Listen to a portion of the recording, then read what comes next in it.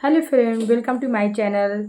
जैसा कि आप लोगों को पता है कि मैं रोज़ एक बागेश्वर धाम से जुड़ा वीडियो लेकर के आती हूँ। तो आज एक बहन का कमेंट आया था कि बहन आपने ना बागेश्वर धाम से रिलेटेड कोई वीडियो नहीं बनाया अप्रैल के महीने की। तो मैंने बताया कि मैं डाल तो चुकी हूँ, बट आप लोगों ने नहीं देखा। तो कोई बात नहीं, मैं दोबारा बता देती हूँ। मैंने सोचा चलो मैं एक वीडियो फिर से बना देती हूँ, क्योंकि वो वीडियो हो सकता है कि पुराना हो गया हो तो आप लोगों ने ध्यान ना दिया हो।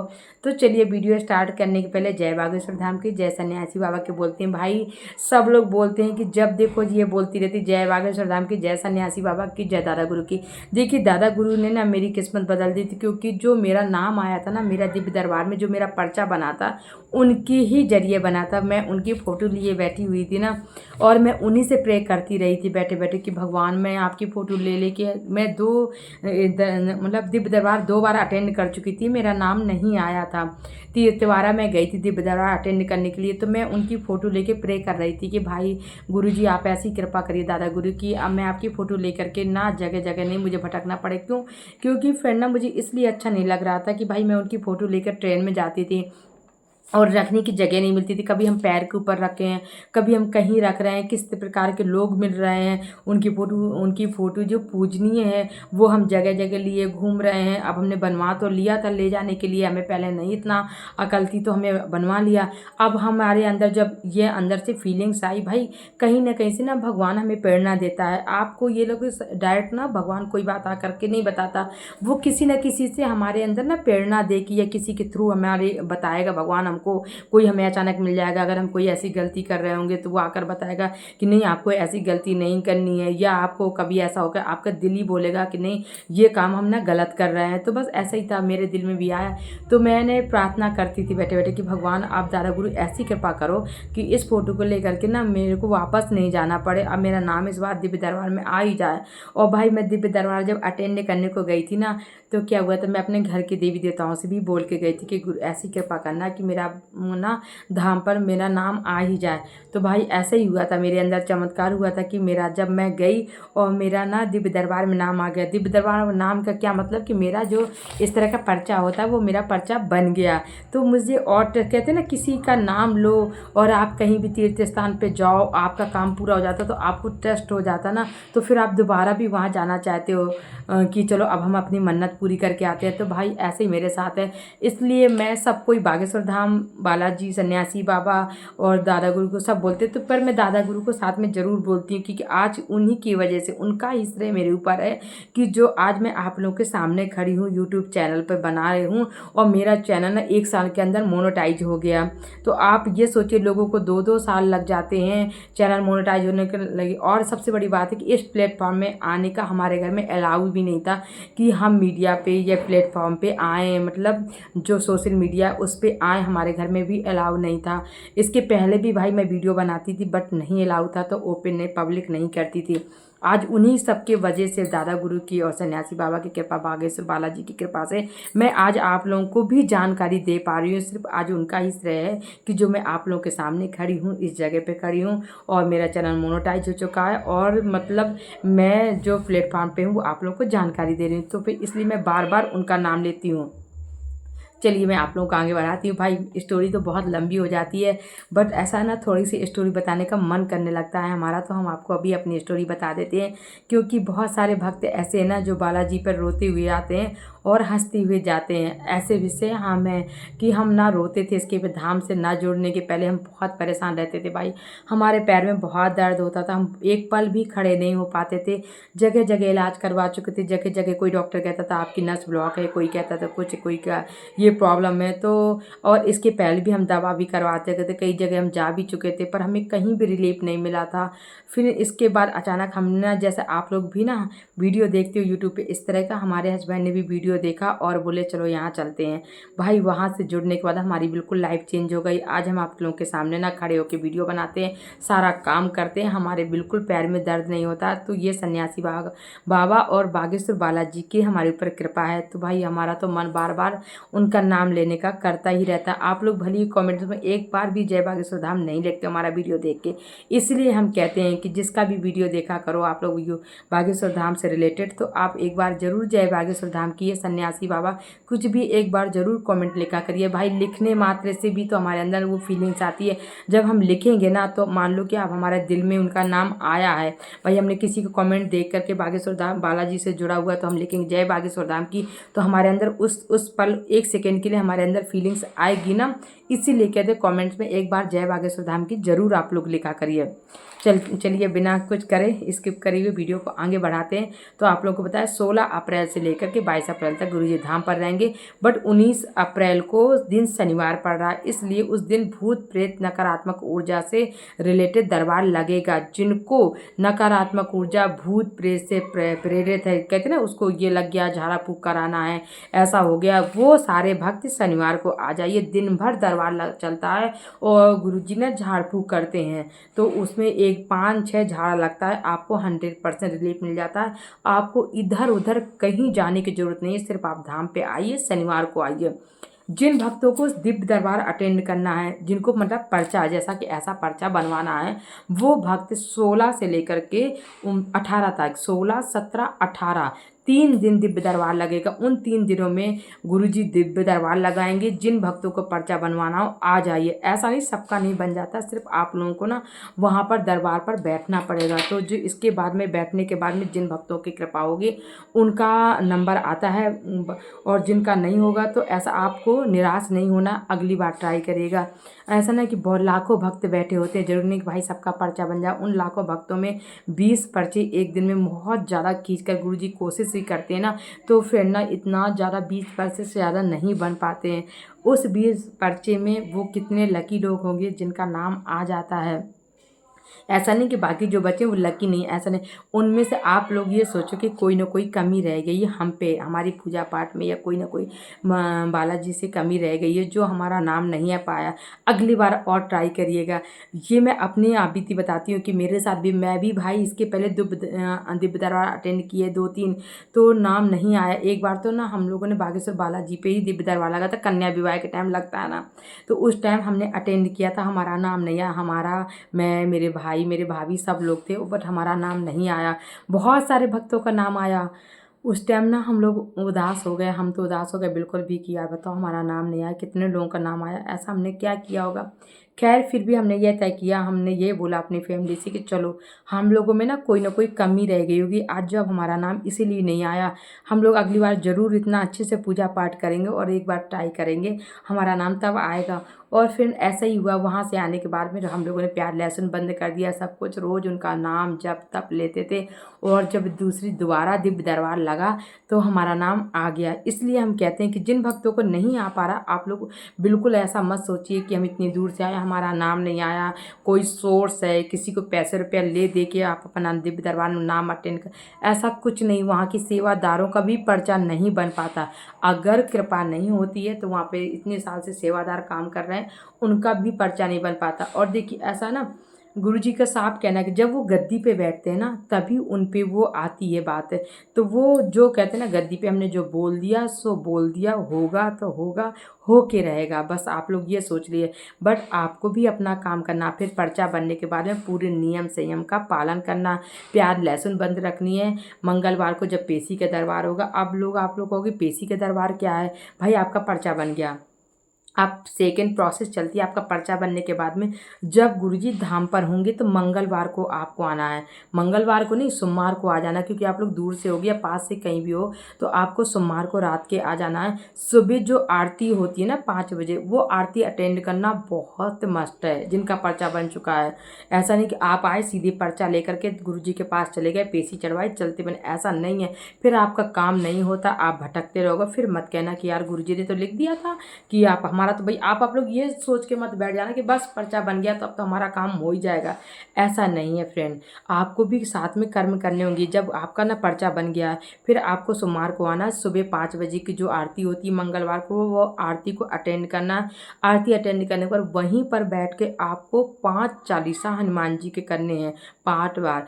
इसके बाद आपको परिक्रमा लगाने 21 परिक्रमा अगर आप नहीं लगा पा रहे हो तो आप 11 परिक्रमा, वैसे तो ना फ्रेंड 21 परिक्रमा का महत्व, 21 परिक्रमा ना 1 घंटे से लेकर के 1.5 घंटे के बीच में लग जाती है। अगर आप लगातार कर रहे हो, रेस्ट करके करोगे तो 2 घंटे भी लग सकते हैं।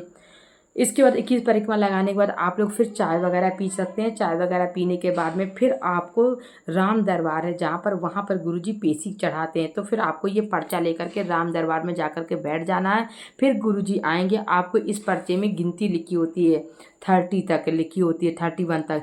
फिर आपको गुरुजी जब फर्स्ट है तो उसमें यहाँ पे राम लिख देंगे। जब सेकेंड बार आपको जब भी आना है, जिनका पर्चा बन चुका है, जब गुरुजी धाम पर होंगे, वो भी मंगलवार के, सिर्फ पेशी मंगलवार को चढ़ती है। और ऐसा नहीं कि आप पर्चा लेकर के आप जब चाहो जब चले आ रहे हो धाम पे, गुरुजी हो ना हो। और भाई एक बार से एक लेडीज़ ने ऐसा किया था कि वो जितने बार धाम पर आती थी, गुरुजी होते थे नहीं होती थी, इससे उसे कोई प्रॉब्लम नहीं होती थी। जितने बार वो धाम पे आती थी ना, उतने बार वो क्या करती थी, अपने मन से इस तरफ को अपना पेशी चढ़ा लेती थी।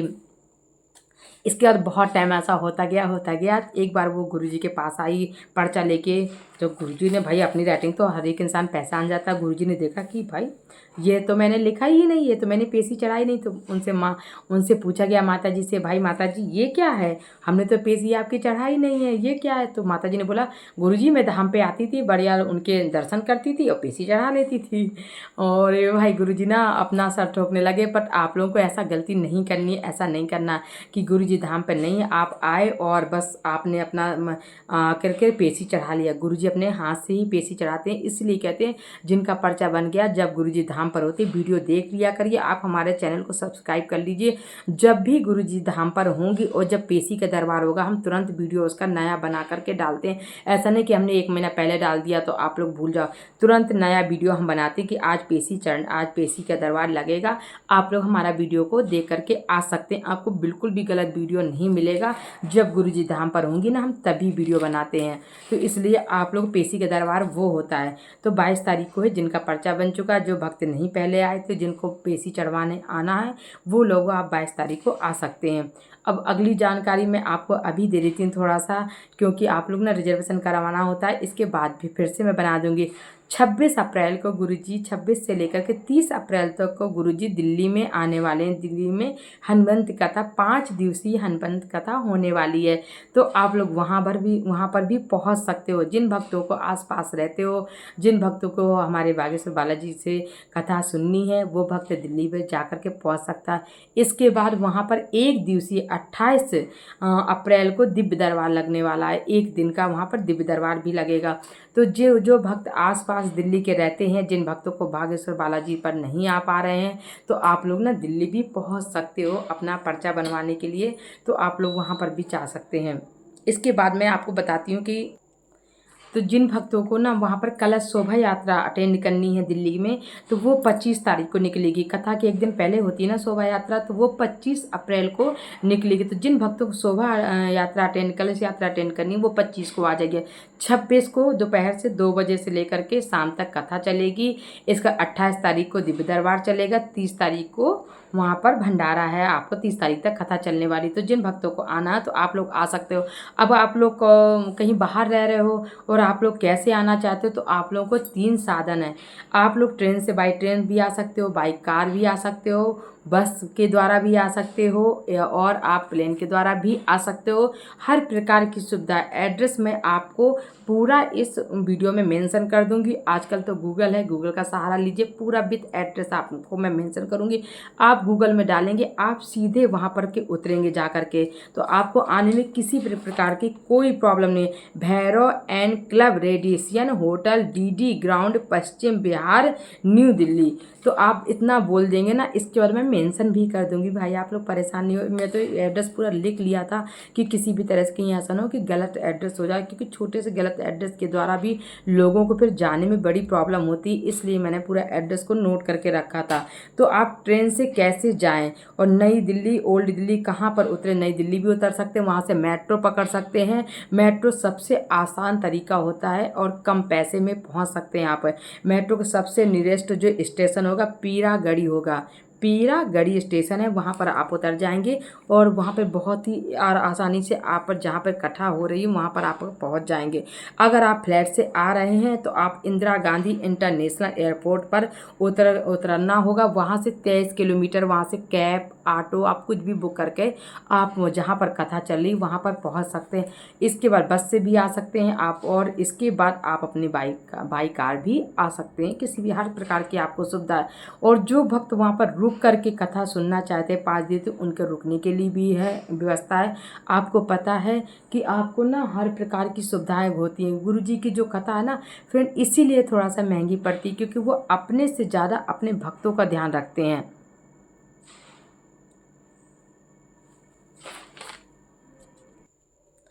क्योंकि ना वो पूरा पहले कहते हैं कि भक्तों का भी हमारे, ऐसा नहीं कि हम बैठे हैं बड़े एसी कूलर में और हमारे भक्त ना धूप में करें। बहुत सारे लोग की आप लोगों ने कथा देखी होंगी ना कि आराम से पंडित जी बैठे हैं, बड़ी उनकी व्यवस्था हो गई है। भैया थोड़ी सी पंडाल लगा दिया कि बाकी ग्राउंड पूरा खाली पड़ा हुआ, भक्तों की लगी है भीड़, भक्त खड़े हैं धूप में, उन्हें कोई सुविधा नहीं है। तो हमारे गुरु जी की कथा सिर्फ महंगी होने का एक ही रीज़न है कि जो उनके पंडाल का खर्चा वो सबसे ज़्यादा पड़ता है। अब वो इसलिए पड़ता है कि वो अपने भक्तों की डिमांड करते हैं। वो लोगों जहाँ पर कथा जाती है कि भाई पंडाल जो है बहुत बड़ी एरिया में लगा होना चाहिए, क्योंकि हमारे बहुत सारे भक्त आते हैं। भक्तों को किसी भी प्रकार की कोई प्रॉब्लम नहीं होना चाहिए। शाम के भंडारा चलना चाहिए कि भक्त अगर रुकना चाहता है, रुक के कथा सुनना चाहता है, तो उसे कहीं भी प्रकार की किसी भी प्रकार की कोई अव्यवस्था न हो। तो आप लोग अगर रुक के वहाँ पर कथा सुनना चाहते हो तो आप रुक कर की कथा सुन सकते हो। 5 दिवसीय कथा है, दिव्यदर्शन अटेंड कर सकते हो। आपको रहने की और खाने पीने की सारी व्यवस्था मिलेगी। किसी भी प्रकार की कोई भी असुविधा नहीं होगी। आप लोग बिल्कुल भी, जो गुरु जी की कथा होती है उसके लिए तो आप लोग बिल्कुल टेंशन नहीं लेना। जो भक्त उनकी कथा अटेंड कर सके होंगे ना, उन्हें पता होगा कि हाँ गुरु जी की कथा में कितना आम जनता को मतलब किसी भी प्रकार की कोई प्रॉब्लम नहीं होती, बहुत अच्छे से व्यवस्था की जा सकती है। तो चलिए, अगर आपको कोई भी जानकारी इसको नहीं समझ में आ रही हो मेरी बताई हुई, कभी कभी ऐसा होता है लोग बताते हैं उनको नहीं समझ में आती बताई हुई बात को, तो आप ना कमेंट कर सकते हैं। मैं आपके उसी नाम पे, उसी कमेंट पे मैं आपको रिप्लाई कर दूंगी कि आपको जो आप कमेंट करोगे मैं उसी को आपको रिप्लाई कर दूंगी। क्योंकि भाई आप बागेश्वर धाम से जुड़े हो तो आप हमसे जुड़े हो, आप हमारे सब्सक्राइबर नहीं हो, आप हमारी एक फैमिली हो। जिससे मैं ना बागेश्वर धाम वाले भक्तों को पूरी दिल से हेल्प करना चाहती हूँ। क्योंकि मुझे पता है कि जो इंसान वहाँ से जुड़ता है ना बहुत परेशान होता है, वही जुड़ना चाहता है वहाँ से, आम इंसान नहीं जुड़ता है। तो भाई जो उनकी अगर कोई प्रॉब्लम है, उनकी किसी भी प्रकार से अगर मैं मदद कर सकती हूँ तो मैं बहुत ज़्यादा अपने आप को सौभाग्यशाली समझूंगी कि मैं आप लोग की मदद कर पाई। बट एक काम आप लोग करिए, अगर मेरा वीडियो थोड़ा सा भी अच्छा लगा करे तो प्लीज़ वीडियो को लाइक शेयर सब्सक्राइब जरूर किया करिए, शेयर जरूर किया करिए। क्योंकि जिस तरह आपको मेरा वीडियो मिला है उस तरह जिस तरह को लोगों को ज़रूरत है उन तक वो मेरा वीडियो जा पाए, वो तभी होगा जब आप लोग शेयर करोगे।